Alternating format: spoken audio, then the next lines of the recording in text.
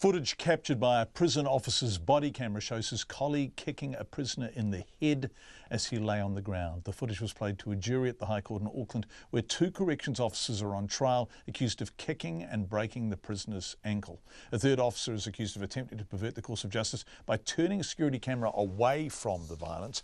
Our court reporter, Edward Gay, filed this report. Enough.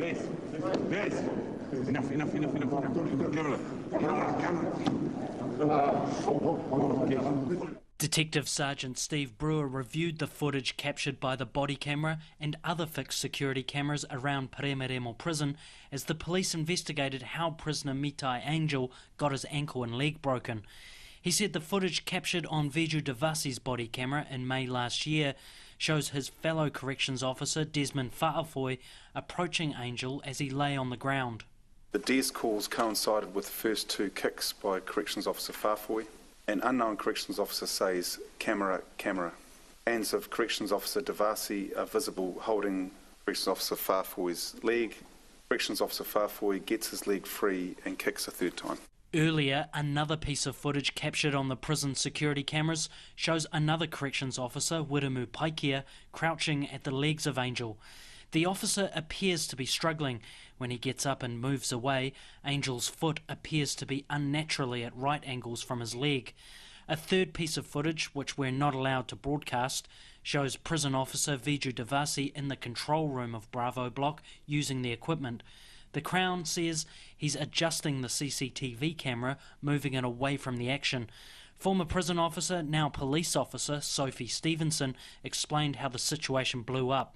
She was waiting on a stair landing to receive prisoners. The first prisoner that came up was Trent Wellington.